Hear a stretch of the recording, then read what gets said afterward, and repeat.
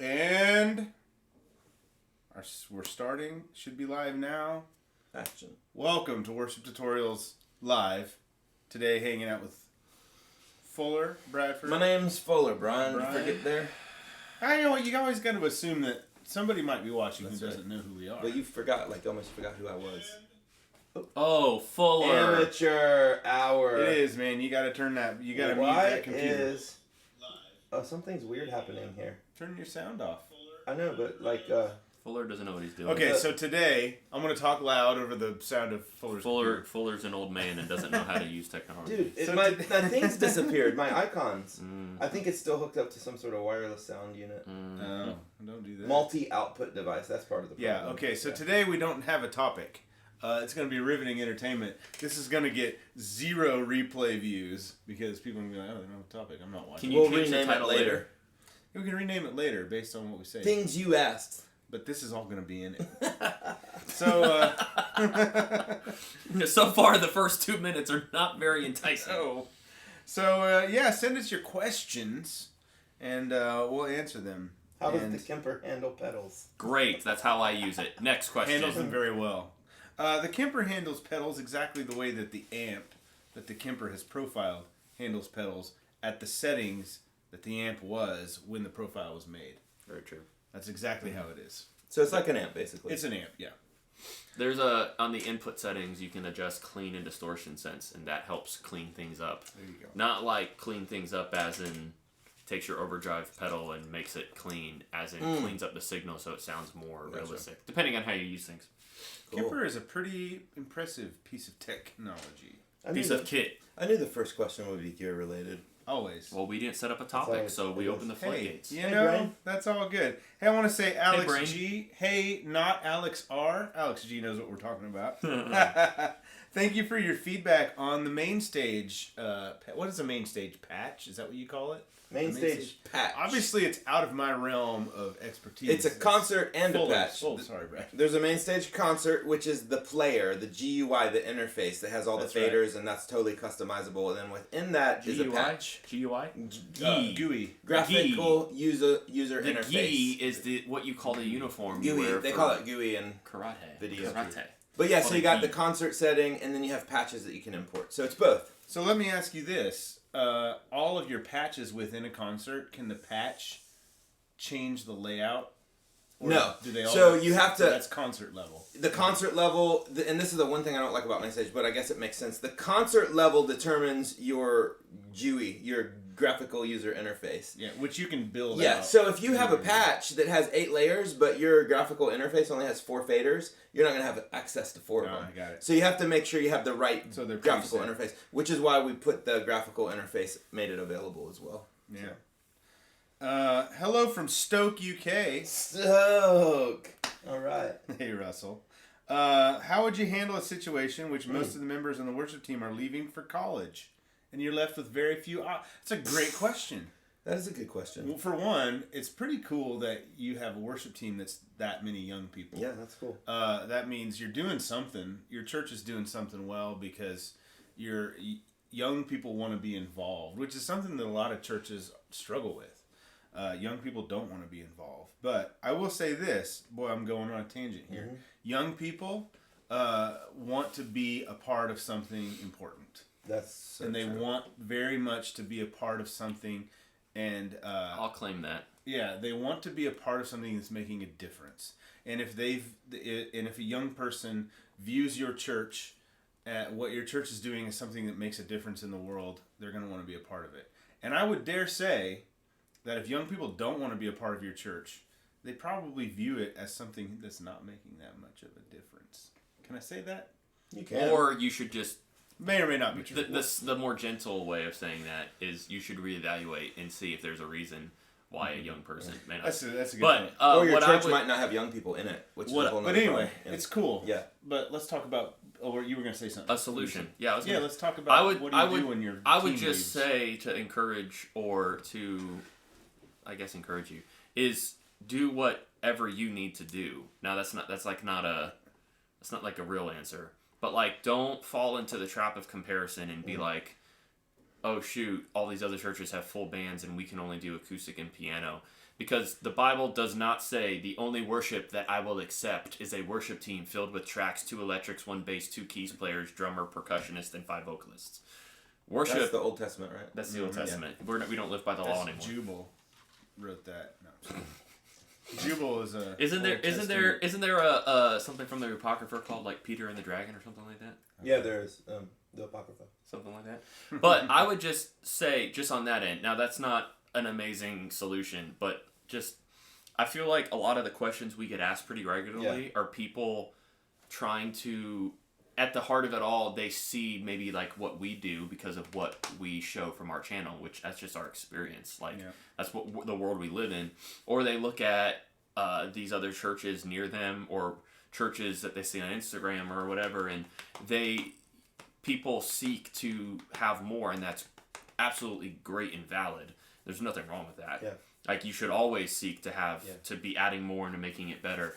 But just don't fall into that trap of comparison and think something is not good.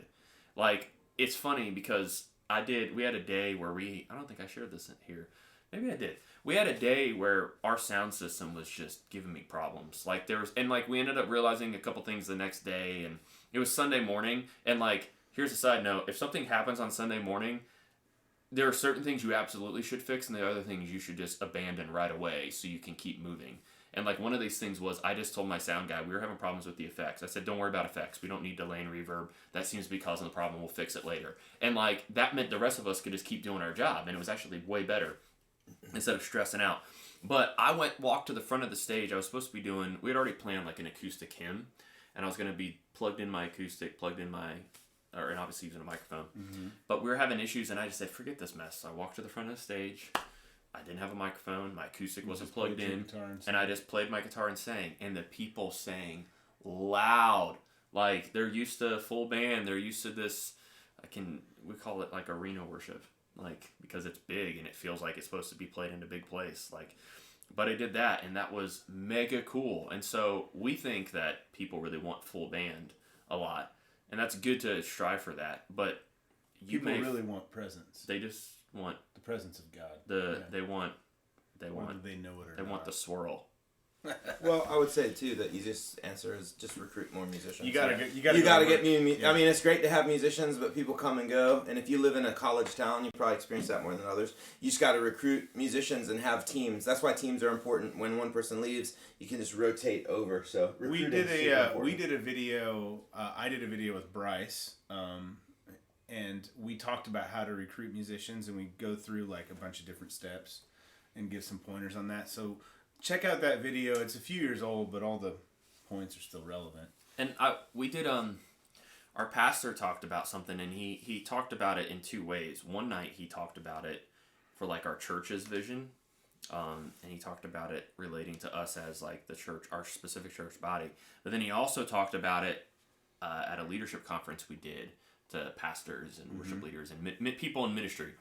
And he talked about the concept of double vision, and we did that Foreigner song, Double Vision. And it was an illustration. It was for fun. Don't lose your mind here.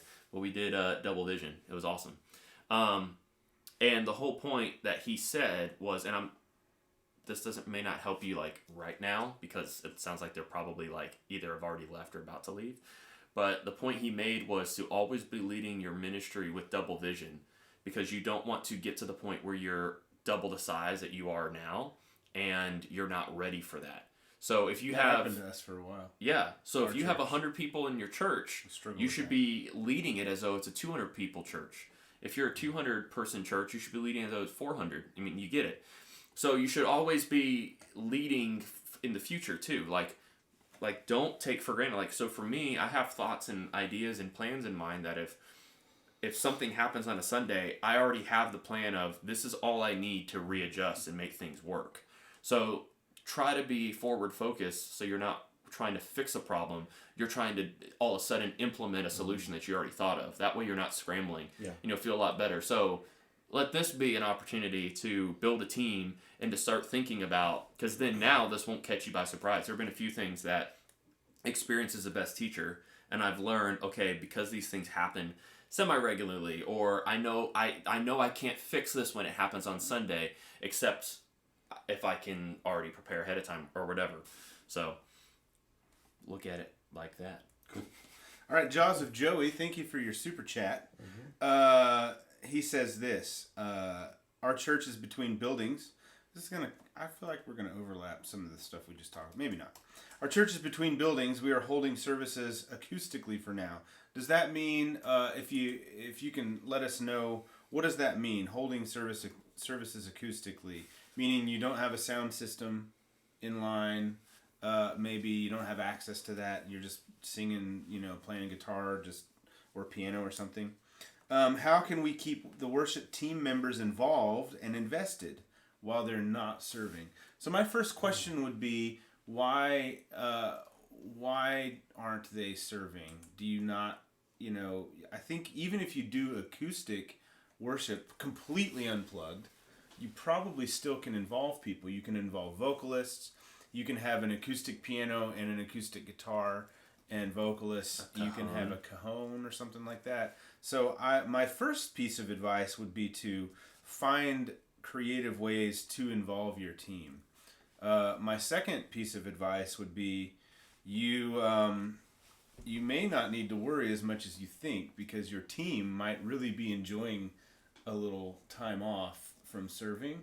And what I would do also is maybe hold some meetings with your team as you go through this transition, and just talk to them about the importance. Maybe do like a little teaching series on what worship is at its core, and encourage your team members, if they're not going to be serving as much for a season, to really come to your worship services and really be present and just worship as part of the congregation. Because they could lead worship from the congregation. They can be, like they being examples. I've always been a believer of that. Showing what it's like to engage, and especially like the flip side to what I was just saying. I was talking about how some people, like when I did that completely acoustic moment, how people responded. Well, you could have a situation where maybe your people aren't engaging to completely acoustic style stuff, and so your team can lead in that. The other thing is you kind of have an interesting scenario, because he said, by the way, that they have a PA, but they're holding services in a basement where space is a factor. So it sounds like they're between spaces. Yeah. We did this exact thing actually for 10 weeks when we renovated our building, and we moved to the movie theaters. So we literally went from having 40 musicians on a weekend to 2. But we gave the opportunity. Some of our musicians, we actually had them serve in other places, serve in First Contact or children's ministry. There are other places they can serve, and I think that that's a really valuable thing to do when you take your musicians who are used to being on stage or singing or playing guitar and have them serve at another part of the church. Gives them a good perspective on what the other ministries do. It also helps the other ministries out, because your other ministries are probably, I would imagine children's ministry is probably needing some help and things like that. Maybe the parking situation. If your facility. Yeah, so I would throw out the line and just say, hey, we'd like you guys to help serving in some of these other areas. The other thing is, give them some time off. Just hey, this is a couple weeks where you can just come and enjoy church for a while, because once we get in that new building, it's going to be all hands on deck, pretty hardcore. So I took classes on just being. I went to school for worship, but my focus was artist development. So I wanted to learn how to be. That was kind of a thing for me, and it kind of helped me in my worship leading, because it got me more comfortable on stage. Another story, but anyways, we talked about a lot. If you were an opener for an artist, and you were given 30 minutes, which 30 minutes kind of can seem like a long time, but that's 4 or 5 songs like that. Yeah. And if you want to say something, because if you have 30 minutes, keep it brief. You should absolutely say something.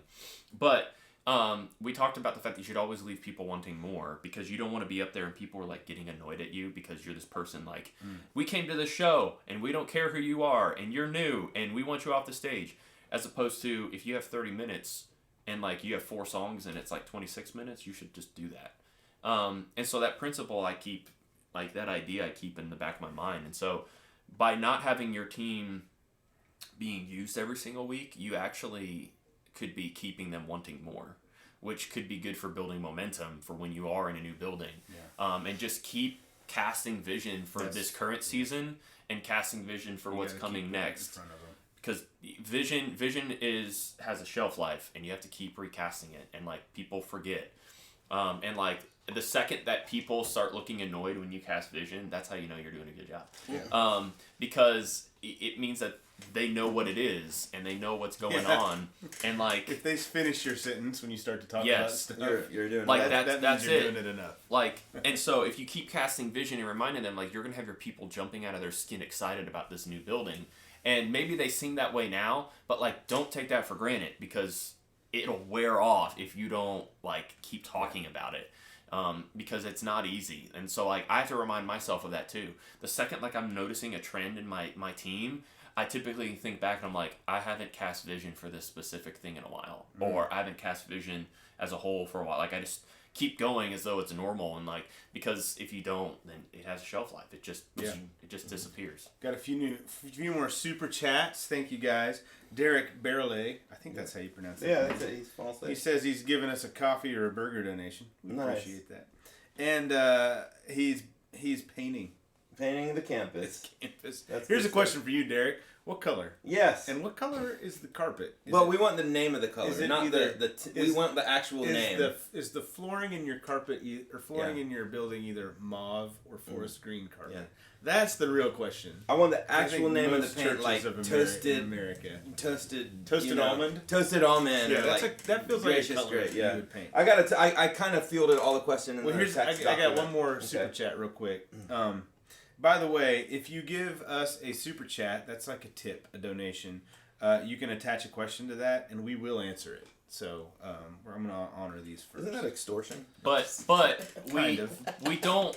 If it's completely irrelevant, we won't. Then you've thrown your money away. Is that what you were gonna say? Well, no. I was just gonna say, like, we're not like demanding that you give us money to answer your question, but like, please put yourself in our shoes and look at how many comments come flying by. It's very difficult for us. And Fuller's been trying to like. I've got a Word doc. He's got like 10 or 12 here's already. The thing. We're gonna have to keep our responses a little more brief to get through them.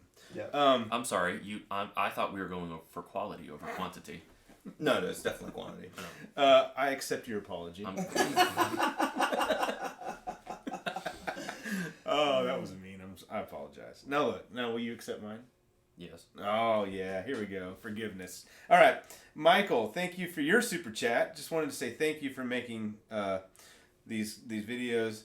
He says, by the way, your Helix patches have restored my faith in the Helix platform. Nice. Thank you. Mine too, kind of. That's good. Not that my faith had ever left. Fuller, what do we got? All right, let's start with some easy ones. Andrew Eaton asks, what is the best way to practice inversions? Watch our video on them. Well, you answered your own question. Practice. There's no shortcut to musical getting better musically. You just got to practice. You also need to decide what you mean by the word inversion, because inversions don't mean different things. Right? Inversions don't always mean what people think they mean. An inversion is a D over F sharp chord. You don't always want to play a D over F sharp chord when you're playing a D chord. Like that's not. It's a buzzword. Like you're probably thinking alternate chord voicing. You're probably, because people throw that term inversion around. Like chord voicings between like the 7th and 15th fret. Yeah, that's probably what you're looking at. You need to do 3 things. We just released a video, a tutorial on This Is Amazing Grace. Yeah. And there's a lot of stuff in there. That video is not just like, it really seems like it's only about This Is Amazing Grace, right. But like that is how I approach guitar as a whole, and it kind of breaks down some alternate chord voicings. Then we have 2 videos. If you just search worship tutorials 5 tips, and it's like 5 tips for maximizing your guitar playing, and then alternate chord voicings for worship. Like those 3 videos will get you going, and you'll kind of get an idea of what's going on. Cool. Next question. Russell Shinton says, can you include some tips for us saxophone players? And not me. I will say, Russell, I played the trombone, okay? Learn how to improvise. If you have to have music to read, that's going to make your journey incredibly difficult because most people aren't going to have the resources or time to write out parts. So learn how to improvise and learn how to improvise in the right keys. I don't know if you're an alto, tenor, or soprano sax, but they're transposing instruments. So you got to learn, like, if the song's in G, you're going to have to play an A, right? If you're a tenor sax or whatever. So just get familiar with the worship keys. F, C, G, A, E, D. B flat. Occasionally B flat. Those are the keys. So get really good at playing in those keys. Another tip would be learn the melody of the song and use that as a basis for your soloing. Don't just do like jazz improv all the time because then it's out of context, but learn the song, take the melodies that are already written in the song and use them as soloing sections and things like that. And don't overplay.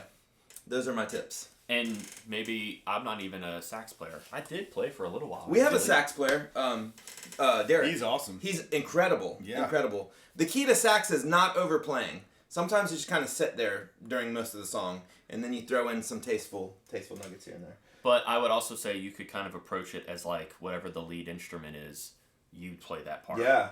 So like if you're thinking, sax will replace like a lead guitar. Yes. Very well. If you're thinking like from the inside out, put some vibrato in there. Think a cross between Kenny G and Duke Silver. That's good. We did that actually. We did an acoustic set. That's good. We did an acoustic set. I don't know who Duke Silver is. Where Do you know who Duke Silver is? I know who Kenny G is. Do you know Duke Silver? No, is that like? Do you know Parks and Rec?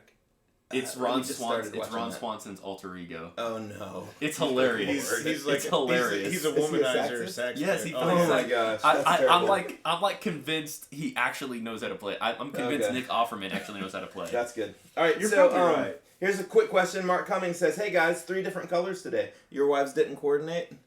Hey, I'm wearing black. If you know, it's like that's the sure bet. I purposely wore blue because I thought you guys were gonna wear blue. Bradford likes brighter colors. I have noticed this about He's a you. bright guy. You often wear a white shirt or a light gray shirt or something like That's that. considered a bright color to you. When I think bright colors, I think mean- neon yellow and pastel pink If you look and at the baby two of blue. us, one of us is brighter than the other. All right, here's 2 questions related. You're right, though. You're right. Two questions related. Kyle Yordi says, "How often do you add new songs?" And Matt Womble says, "Do you guys have a schedule or a formula for introducing new songs?" Let's talk about it. Go for it.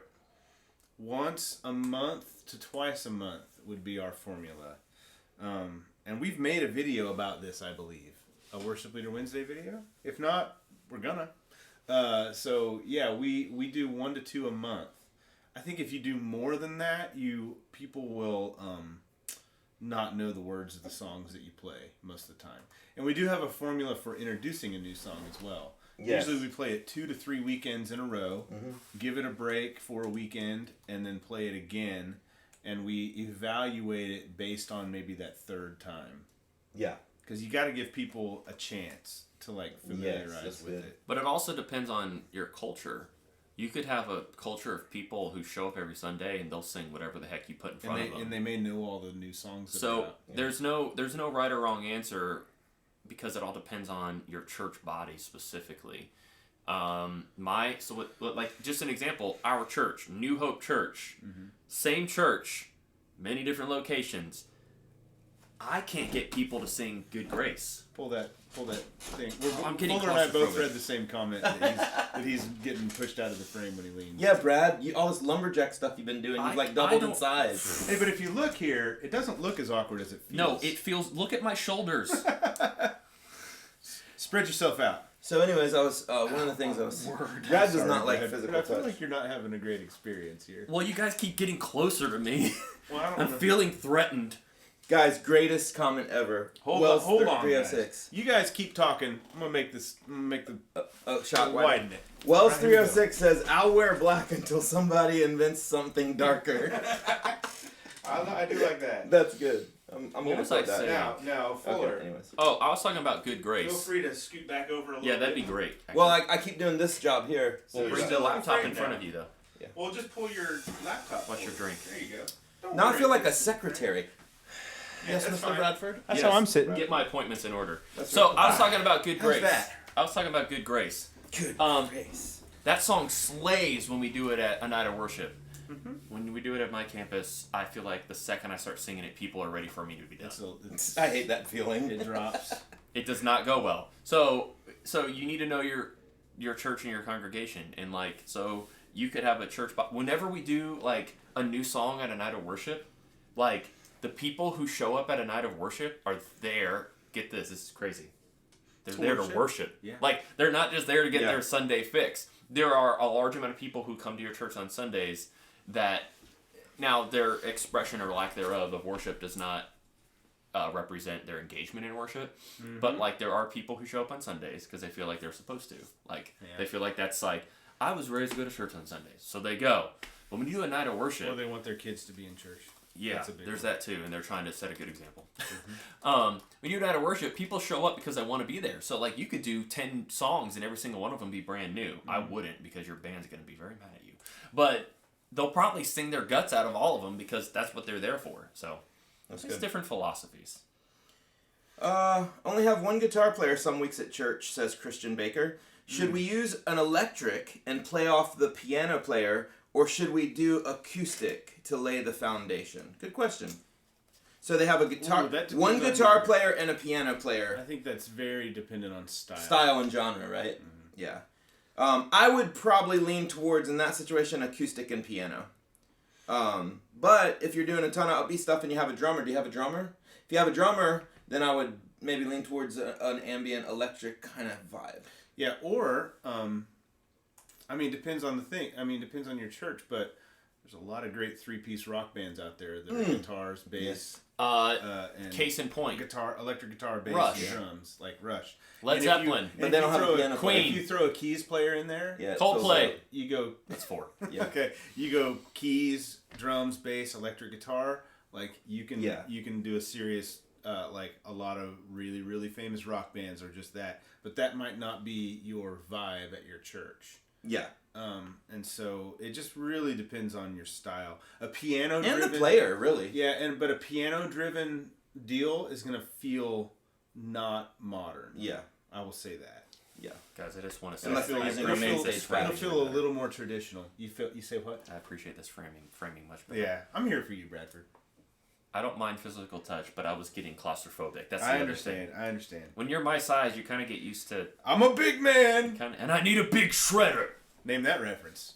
He needs room. That was like such a way deep cut reference. That is a pretty deep cut. Here's a good question. Alicia C. I have a question. I'm an immediate guitar player, intermediate guitar player, acoustic. Okay. I want to move on to playing lead. Tell me how do I move on from here? I want to become good so I can play in church. We are going to develop something for you. Bradford and I are going to do it. We need to talk about. Let's talk about it on our trip to Bellingham. Let's do it. Brad and I are going to Bellingham in a week. I'm only going for the scenery. In Washington. No, you're not. I'm just kidding. You're going there. Reasons. That's definitely a valid reason. Who was this comment? We get asked this question a lot. This was I want to address this person. Alicia C. Alicia. Is it Alicia or Alicia? Alicia. Alicia, you are where I was about 3 to 5 years ago.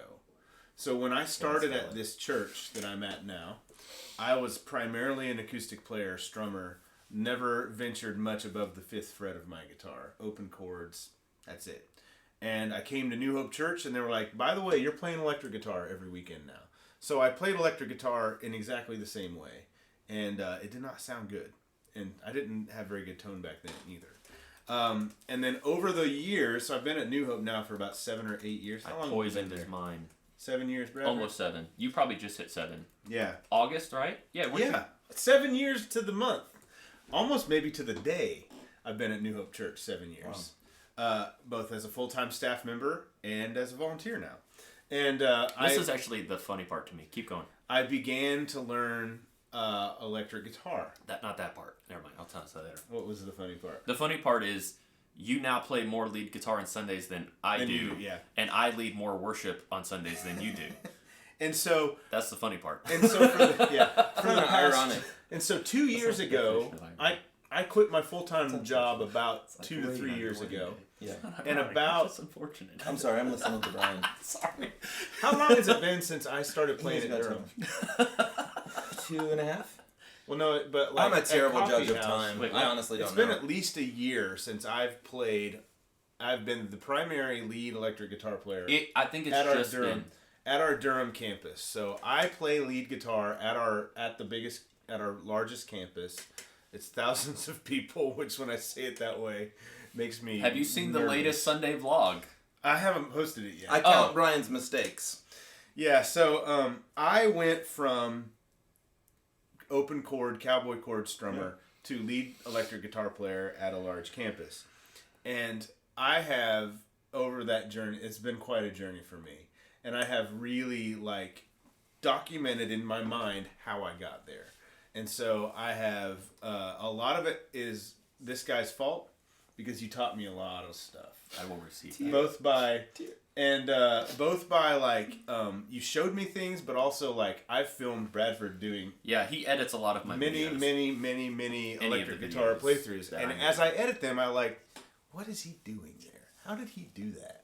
And so I copy stuff that he does. Because, Brian, not to belittle so- your conversation here, but would you say that from that you realize that it's not as difficult as you It's maybe not as originally difficult thought? as you think. You just basically a lot of it is.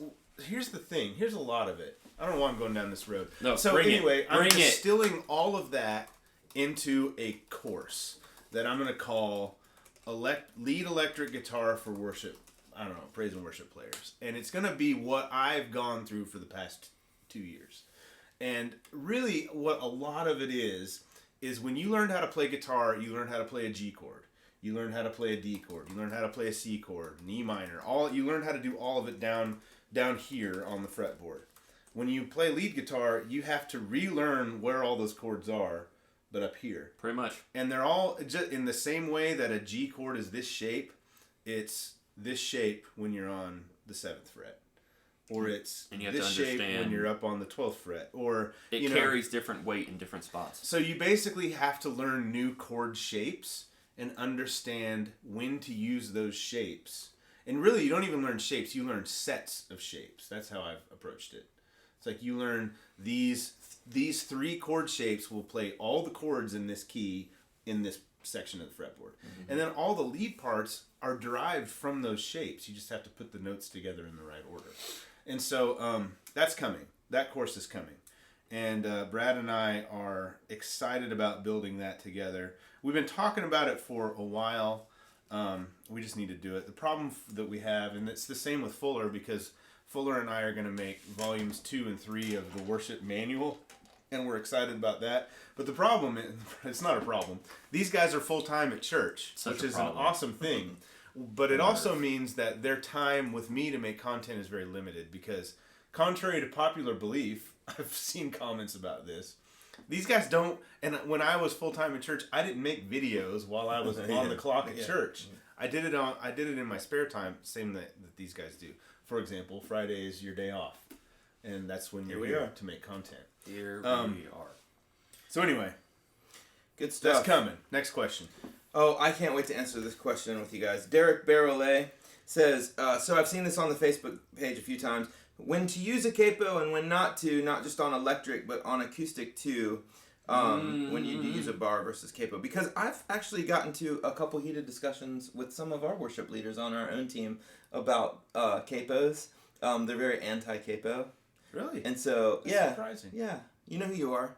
I'd like to know who they are. I want to fight them. Tell me after we're done. But I think some people do think that using a capo is like a crutch, but that's just not the case. I would actually argue if you think a capo is a crutch, then you don't know how to use a capo.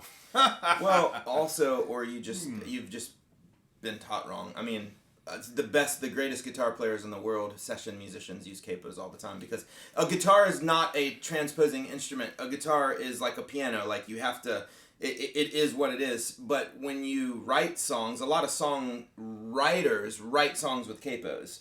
And so if you write a song in the key of B, it's probably going to sound better with open chords. But you can't play B chords open, really, unless you use a capo. And then you play the G Here's how form you can. And Brad and I are going to make this video. If you tune your guitar down a half step, you can play C. Right. It's open. Okay, B. let's say A. Yeah, you can. But that would be cheating too, if you will, right? So you got to use the tools. Cheating, yeah. You got to use the tools. I have a guitar that's tuned down a fourth, and it's really cool. When I play E chord, it's actually playing a B chord, which is really cool. And it sounds huge. Yeah, it's massive. But the time to use a capo is when the song sounds the best with the capo. Usually it's for voicings. Yeah. Well, songs in B don't really sound great on electric if you're playing B, E, F sharp. I beg to differ. Well, now if you're using open strings, give me electric. If you're using open strings, well, it's just it's clunkier. It's like if you're using open electric. strings, plug it up, turn on the Axe effects. Okay. I don't know. Okay. So, anyways, I'm just going based off my experience personally. But and also that just proves being a the guitar point. player. Yeah, you use what's best for the song, right? There are going to be songs that just sound better with capos than, you can play a song in A, right? But the voicings might sound a lot better if you play capo to G. They do. Was that a subtle? I see what you were doing there. I will submit Get that you later. an open G is a more pleasing sounding chord than an open A, personally. Well, yeah, the guitar, in my opinion. you get more notes. That's the bottom line. Right. If you play in the A formation, your A is only going to have the second string as the lowest note, or you play A over E, but then that's an inversion. Whereas when you're playing with the capo, you're gonna be able to get all 6 strings. So you're gonna get 6 string voices instead of 4 string voices. Or 5, yeah. So how many voices do you want in your chord? If you only need 3 or 4 voices, then do it all day long. Play in D flat. You're not gonna get any open strings. Yeah. Right. True. So I would play in C with capo 1. Yeah. Right. So that would give you all the open strings. Yeah. So. And for electric guitar, I'm sorry I cut you off. For electric guitar, I will often, for example, we're playing Great Things this weekend. I play that song with a capo on the 2nd fret, but I rarely play open chords. Yeah. The only reason I do that is because The bridge.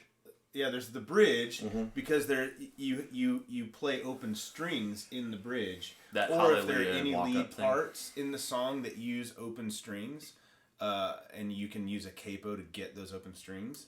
It's good to do. But I will say too, don't let a capo ruin a transition for you.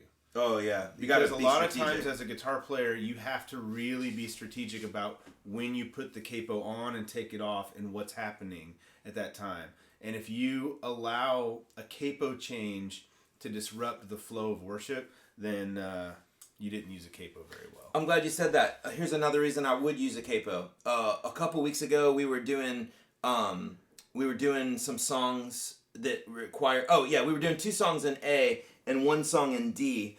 So I was using a capo G for the 2 songs that were in A, and the song that was in D, which was actually Glorious Day, I usually play D, but so I didn't have to move the capo. Yeah. I went ahead and just played it in C so that I could keep my capo on the same fret the entire set. That way my intonation wasn't jacked with. So that would be a practical reason that you would want to use a capo on a song you don't normally use a capo. And like the difference between like playing, think about it this way too.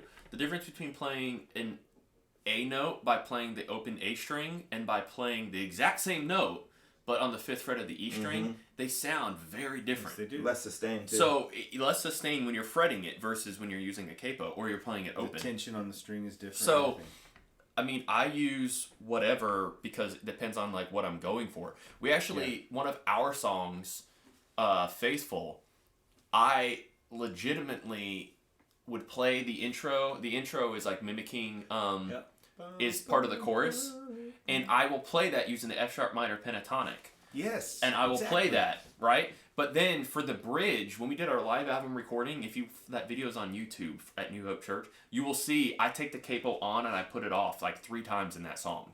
Oh, because really? I want to use that open sound for the pentatonic. That's next level. And then I want it for the bridge. I have this walk up where the spacing of the sound I want and the voicing I want is using a C shape because we're walking up the 4, 5, 6. So I want, and then a 1/3. And so I want to have that C chord, and I want to slide that shape up to a D, and then I want to drop back down to an E minor, add 9 or something like that. But like I can't get those same shapes, so I literally put the capo on and off like 4 times. I take it off 3 times. You see it on my guitar 3 times, so I use it 4 different ways, and then I put it back on For good grace. And do yourself a favor and get yourself a G7. G7 Performance 3. That's Capo. good. It's the best. All right. That's good. Next question. Cool. Ethan Gonzalez. I'll be a part of a church plant as the main worship leader. Any tips on how to get started? I will be the only person on worship in the beginning. Oh boy. It's going to be a fun journey. We could talk for hours. In fact, Fuller and I talked for 50 hours. That's right. The Worship That's Manual, right. Volume 1. Legit wasn't sure what you were saying the first part of that sentence. I was There like, is what the? legitimately 50 Yeah. hours of content.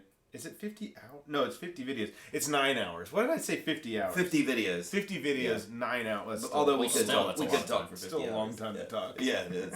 Let's just do it. Let's Yeah. set a world record for Yeah. the longest time talking about a topic. Filibuster on worship. Worship filibuster. Okay, so let's do this. Let's each give One tip. 2 or 3 tips Just really quick, because we're running out of time. Yeah. About if you're just starting out as a worship leader. Yes. Yeah. What are some Good. just rapid fire wisdom that you can put in practice? Set boundaries. Don't kill yourself. It's not worth it. God doesn't want you to do that. And start recruiting musicians immediately. Oh, man. Don't do it alone. Even if it's like some random guy that plays clarinet, grab him and start doing something crazy. Yeah. You know, don't do it alone. Brad, you got some? Slay when the songs that you're leading in yeah. worship. So have them down cold so you can change up the direction or change up the feel without having to think about it. If that means for 4 to 6 to 8 weeks or whatever, you're leading the same like 8 or 9 songs That's that you fine. rotate, like just do it because it'll allow people to see you as somebody who is strong in their craft. Don't you already are taking something new on. So don't try to learn new songs because that's just going to make you feel even more new and even more out of your element. So stick to what you know while you're trying to figure out. First, you're trying to figure out what it is that you don't know, because you don't know what you don't know. And then when you have identified the things you don't know, learn what those things are and learn how to do the things that you don't know. And then get yourself on even ground and start implementing new stuff. Yeah. So, but your point is like really, really have those songs down. Yeah. The music side. You gotta be prepared. So you know exactly what's going on, or so you can change keys, or you can pull a song out of nowhere, because that's what's going to make it even more special. Yeah. My advice would be, whoever your senior pastor or leader is, you need to have a really, really tight relationship with that person. Like you guys are basically, or I don't know if it's a man or a woman, but the two of you are going to war together, basically, is what's about to happen. And it's going to be a lots of highs and lots of lows. And there'll be points along the way where you really want to quit. I'm going to tell you right now. Yep. There'll be points along the way where you're like, I can't imagine doing anything else. And there'll be points where you're like, I'm ready to walk away from this thing. And your and relationship... we have all felt that. Which is usually before rehearsal and then after rehearsal. Before rehearsal, I want to quit. After rehearsal, this is the best I'm job the opposite. ever. Are you serious? Yeah, before rehearsal, I'm like, this is great. After rehearsal, I'm like, why do I do this? I do not. I have a hard time with Your rehearsals. I relationship don't with like your it. senior pastor is the most important relationship as far as in your church that you have. And so protect it at all cost. And Satan, the enemy, the liar and deceiver that he is going to really try to come after that relationship, because it's like a family. I think Satan desires to destroy families. Yes, he does. Right? And if you can destroy families, you end up with cultures that are just completely messed up. And I could go on and on and on and talk about that, using America as a great example. But in the same way that Satan desires to destroy a family, a husband and wife and children, he desires to destroy a spiritual family in a church, like a staff. Yes, he does. And so, and if he can do that, you end up with a very dysfunctional culture. So, protect that relationship and seek God and pray and ask God to protect you in it as well. Yep. There was a super chat here. Yeah, George, about bass. George, do you guys have any plans on posting bass-related videos? Oh, funny Yes, you should we do. ask. I'm a guitarist who picked up a bass, and I wouldn't mind a bass helix patch We actually have Fuller's one. working on it. We got to let's release He has it. one for specifically. I don't know what a Brad bass helix patch would sound like. It'd be, for me, on acoustic patches and a bass patch, it would be nothing. Yeah. For me, it would be something else, but the Sans amp is involved. I can tell you that right now. See, the only thing I would do is I would get the SVT, the Ampeg SVT, and I would dial that bad boy in, and I'd be done. Call it quits. Yeah, and we have a patch. We'll put it out soon. Here's the thing: Line 6 is owned by Yamaha. Yamaha also owns Ampeg, which is why when you go in the Helix, every amp has like a name that's not the actual amp. But like you can tell what it is. Except Ampeg is like called the Ampeg SVT because they own it. Yeah. Like they own it's a great sounding one. They also I love that sound. The Sans amp is hard to beat though. Yeah. But yeah, we'll get that patch out to you soon. You Yeah. mean if you like ignore the Ampeg SVT, the Sans amp is hard to beat? Fuller, what's kind of funny here is you made a comment that is now held for review. Oh yeah, what do we got? Because it's like telling somebody to go watch a video. So YouTube automatically. You should hide it. No. YouTube has machine learning and stuff, and if they, and it'll automatically see a comment, and if it sees a string of text, it's like, go watch my video. They mark it as spam. Just that's funny. Automatically. Let's remove that. So another super chat, Christian Baker. Thank you so much. You should try doing a live arranging on a stream. That would actually be really cool. So he's saying like keys, electric, and acoustic, the three of us. Might be cool to see how you arrange it together. We've talked about doing that. Be a lot of arguing. Yeah. We've talked about doing that not live, but like a post-production kind of. Yeah, but like doing videos is just I mean, it would be live. We're not live in the moment, but a live take. Cleaned up a little bit, sure. Of us doing that. So you don't see us for 2 hours staring at the wall going, Yeah, I got it. Okay, yeah. Yeah. What part? How should I play this? Yeah. What key are you in? You got any other questions, Fuller? Yeah. So bunch. Alex G says our church is going to 2 services with all the songs up front. So that means our musicians can leave after worship on the second service. Any tips on gear retrieval? Say that. Okay, what? So they have 2 services. All the music's up front. So he's thinking, our musicians can leave after worship's done for the second service. I would encourage them not to. Yeah, I was about to say. Yeah. I wouldn't do that. It's kind of disrespectful to the pastor, and it sets a bad example to your congregation. Yeah. I would just be like, look, if you're playing the 2 services, you need to leave. Yeah, we have 2 services. Yeah. Now it's on a rare occasion where someone has like a doctor's appointment they got to get to or something. Then whatever it is, their kid has a soccer game they got to go to or something. Like I'll be like, all right, if you have to jet out, go ahead. I'll come get your stuff tomorrow. Like we're not gonna be messing with stuff. It's a distraction. So I would just cast vision for why they should stay for the second service. Support the word, support the pastor, and the congregation needs to see them. And to make you feel better, didn't you guys not do 4 services at once? Oh, we did 4, yeah. And everyone stayed for every service. We did. It was hard. So it could be worse. It could be. It could be, and it is for a lot of people. Okay, you guys ready for this? We got 10 minutes. Here we go, Brian. This is a question you've been waiting for. Rylan Russell says, serious question. Okay. None of this Kemper stuff.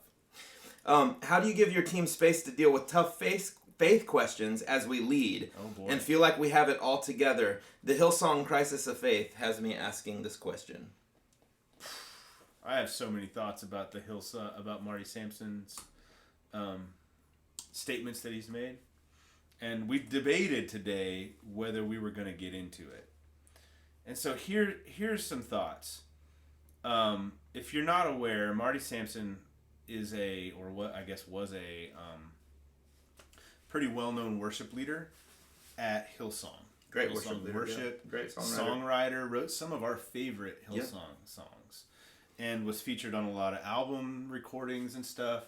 Actually, he came back for Open Heaven River. What was that the name of it? Open Heaven River Wild. Yeah, he came back and led one of the songs that he wrote, and he was gone for a long time. And I had read that he took time off, like to spend with his family. Mm-hmm. And which made me, I really respected him for that. Yeah. This is just a side note. Yeah. Because a guy like Marty Sampson, who's in the limelight, gets used to it, I would assume, and begins to crave it in an unhealthy way. And he was mature enough to make a decision to step out of that leadership role And I don't know, who knows what was going on in his life, but I think there was a statement he made. He spent time, maybe as kids or something, and focused on that, and then he came back, and it was really cool to me. But anyway, he wrote a statement that he's struggling with his faith. And he wrote a statement, and he talked about why, and one of the things he talked about is nobody talks about the hard questions, right? That's what he said in his statement. And I have a lot of thoughts about how the Christian community has responded to that statement, or the fact that he's going through that publicly. I don't know if that, I would not personally go through that crisis of faith in a public manner. That's something that I think is probably more healthy to talk about with people that you know and love and trust, not everyone in the world. Yeah. But everybody struggles with faith. I don't know of anybody who's just like, I do think faith is not a faith a spiritual gift? Could be. I believe faith is a spiritual gift. Some people have that gift. I've always believed that that's a gifting of mine, personally, because I have rarely in my life, I have always been able to think about really difficult issues and come away from it with faith in God and God's goodness. But lots of people don't, and I think that it's a spiritual gift that not everybody has. I agree. And so a lot of people are going to wrestle with issues. My 6-year-old yesterday said something to me like, he said, like, if this happened, would I die? Oh, he was taking a shower. Or no, he was in the bathtub. And he's like, if I put my head under the water and didn't come up, would I die?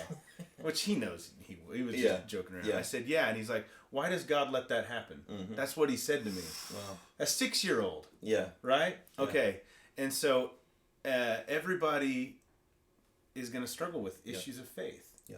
And some people are going to struggle with it so much that they come to a crisis of faith where they are going to question whether or not, especially if they've grown up in the church, whether or not everything that they've ever heard is true about God. Yeah.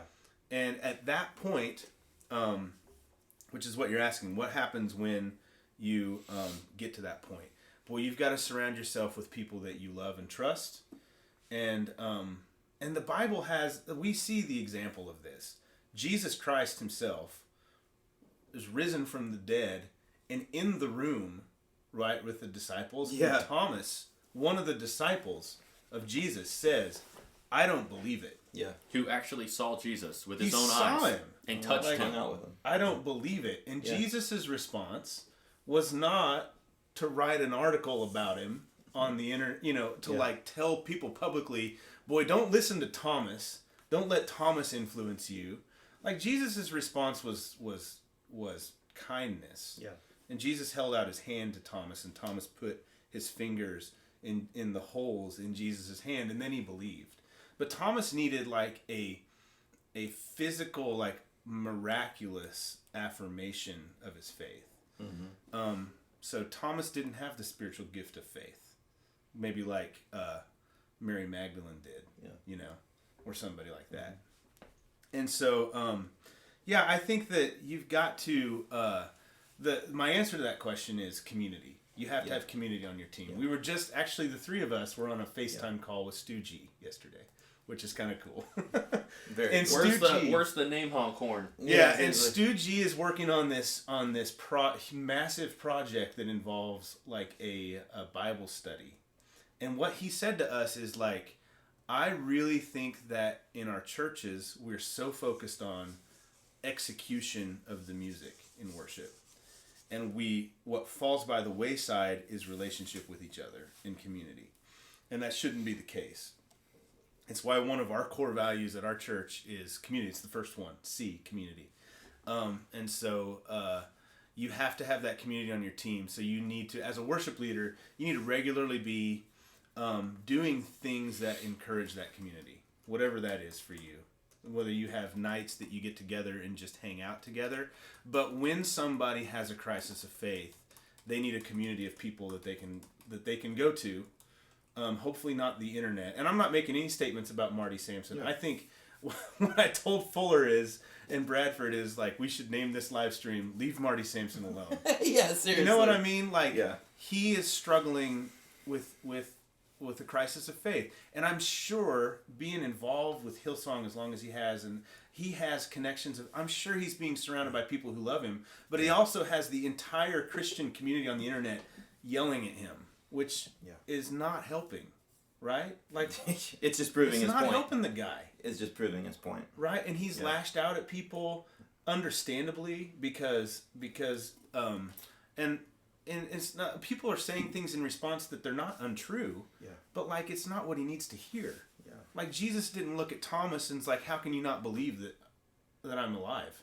That's not what he did, right? And so, I'm so passionate about it right now. But you have to have community on your team. And when a person really struggles, they need to feel safe and comfortable coming to somebody on that team or some church family member, and to talk about it and lead through it. And the fact is, going back to that statement that Marty Sampson made, it's like nobody's talking about these things. I don't believe that's true. Lots of people talk about these things. Mm-hmm. Maybe not in his circle. Maybe not in his circle, and that's unfortunate. But I'm hoping, and I have faith that he's probably going to enter into conversation with people that he loves and trusts that will talk about those things with him. Yeah. And who knows where he's going to end up. And that what we should do is pray for him and love him and be kind and gracious to him online if you have the opportunity to be. But yeah, so hopefully that answers your question.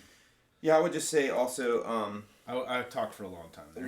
When it comes to this kind of stuff, just remember, there's way more stuff we don't know than we do know. Yeah. There's way more things in my life I don't understand. Do I think I can understand the mystery of God when so many great men before me have failed? And the Bible itself says it's beyond understanding. Yeah. I can barely tell you how my sink works. Okay, somehow I'm going to understand the mysterious grandeur of the creator of the universe. I think as Christians, we just got to be careful. We just got to know that we are at the mercy of God. There's going to be a lot of things we don't understand, so we have to be really careful when we stand on soapboxes. Because I know I've looked back on my life so many times, and things I used to think, now I realize I was wrong about. And so just be loving and be careful. And I would just... be wise, and when you see people struggling, just kindness, be careful. Mercy and gracious, be careful what you say about them. Be careful what you say to them, because your turn is coming. I would just add, I came upon this. A friend of mine posted this the other day, and like, we talk about hard problems, but like, we either don't pray about it, which is kind of funny. We just like want the answer. And like, we don't like actually spend time wrestling with it, with God. We just hope that we find the answer, or we ask humans. And it's like, no wonder you're not getting a clear answer. You're asking faulty, sinful humans. Like Exactly. there are two ways to look at things. People want to know the will of God. And the will of God is this, that you know him. Like, that's the will of God. And God gave us his revealed will, if we can define it that way, in his word. And we can talk to him. So there's two ways we can actually do that. But we should start by looking at the revealed will that God gave us, his word. Like, there's so much in it. And if we're not starting there, then how the heck can we expect to be given an unrevealed will? Like, about your life specifically, and the next step in your life, or the problem you're going through. Like, if you're not going to start by reading the book that we've already been given, like, that's active and that's living and active. Like, how are we supposed to expect that we can find the unrevealed will if we're not seeking God and seeking what he's already given us? Like, are you saying that it's not enough? Like, is that, like, it's just perspective. Your grace is enough. Cool. Somebody said, why couldn't Marty just walk away quietly? And I think the point is, and I think he's said this, he's not walking away. Yeah. He's struggling. Yeah. I mean, he's doing it publicly, but he's struggling. And so, That's an easy answer. Why can't I just shut up when someone, like when my wife is explaining something to me? Why do I have to, it's like there's this human nature to like... But he felt compelled, and he felt a conviction to share what he was thinking, because he did say, I think he posted something today or late yesterday. He was like, people were asking when I'm coming back to Hillsong. And he was like, he's like, I only have 4,000 followers compared to all these other which people. It's relatively small. Compared to a lot of these other... Yeah. And so he was like, I just wanted to share what was happening, and I got attacked for it. Yeah.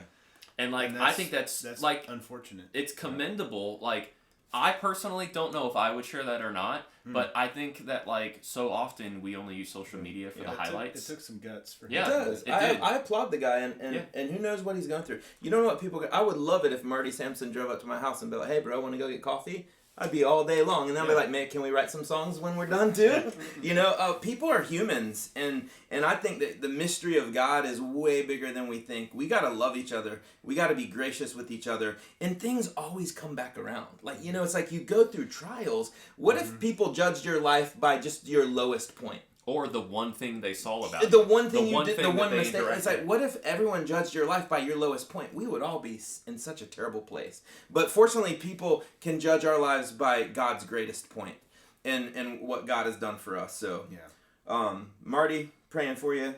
And he said he got lots of messages about people who thanked him for sharing because they had, whether this was like what they were getting at or not, but like people like Marty Sampson and other people in Hillsong or other teams on a pedestal. Yeah. And him sharing, people could relate to that, and they were like, he was just sharing how what he was doing was just to try to share his thoughts and where he was at. And like, he got so it's just, there's always two sides. There's actually, I think Marcelo told me this. I said, there's always two sides to every story. Capo hater. And Marcelo go, That's my word! I will kill him. I had to. Sorry, Marcelo. The secret's out. It happened at like 61 minutes into a live stream. Nobody's gonna see it besides the people who are here right now. Marcelo said, "I said there's two sides to every story," and he goes, "Actually, there's three. There's yours, theirs, and the truth." And I was like, "That's an extreme album from 1989." That's actually extremely true. Yes, it is. You know what I mean? Because everybody filters it through their own perspective, which may or may not be that accurate. Yeah. I'm going to text Marcelo. I'm going to unfriend him. One thing I'm 100% sure about is I'm wrong about a lot of things. I'm not 100% sure about anything. Exactly. All right, cool. Any last minute questions or thoughts? Thank you guys for joining us. Yeah. Lots of good interaction today. Lots of good questions. We'll do it again. Was Russell Shenton the person who asked that question? No, Russell was the sax guy. Okay, because he said it was his first time watching the live stream. I'm like, if that's your... No, that was the sax guy, I think. That's funny. Yeah. All right, are we still good? It's like giving me a weird preview. Yeah, I'm going to do a thing with Jake now. So what's that? The podcast thing. Oh, cool. Yeah. Yeah. So Jake, we're still live, by the way. Oh, cool. Did you think we weren't? Yeah. No. All right. Yeah, I knew we were live. Okay, good. Yeah. Anything else? Thank you for watching, for hanging out with us. Yeah. Thank y'all for supporting the tutorials. Lots of guitar stuff coming your way from Brad and Brian. All kinds of good things happening. So fall's right around the corner. Fall's a busy time. Yeah, for and content, Worship Leader Wednesday is back. Yes! Fuller and I have a lot of stuff on the way. Yes. Excited about it. So, and Brad and I are gonna do that course. That's gonna be awesome. Why don't we do it in? That'd be funny. Do it in Washington on the top of the mountains. That would be unbelievable. Yeah, with no electricity. Let's get a legit case. Just need really good batteries. With something. Yep. All right. Thanks, guys. Have a great Sunday. We are gonna get some burgers and whatnot. Maybe I'll get a grilled chicken breast because we're talking about being healthy here. Salad. I joined a CrossFit gym this past week. I turned 40. Salad dressing, by the time you throw dressing on, it's just as bad. I turned 40, and my wife, Angie, was like, you need to join. Happy birthday. Happy birthday, Brian. Here's your gym membership. No, because she knew that I've wanted to for a long time. It's just, and I needed something just to take the plunge, right? Yeah. She's like, why don't you do it? Because they're not cheap, too, by the way. But here's what I think. If you do something, if you make that kind of investment in yourself, and you actually do it, like, one, it pays for itself on medical bills later in life that you won't incur because you won't have diabetes or heart disease or whatever, which is the number one killer. This statement was not evaluated by the FDA. Which is the number one killer of Americans, heart disease. Yeah. Completely, not in every case preventable disease, but in most cases, it's our own fault. Fat butt disease. And You number have 2 is fat butt Netflix. disease, Michael? Because Number 2 is Netflix. because we are in control of how we treat our bodies. Now, some things happen to our bodies that are out of our control, like cancer, for example, or that kind of thing. But I digress. Making an investment in yourself is never fails. a bad investment. Never I fails. will say that. Okay, with All right, that, guys. I'm going on another tangent. We're gonna go eat. Peace out, guys. I'm getting a grilled chicken Have breast. a good one. Bye.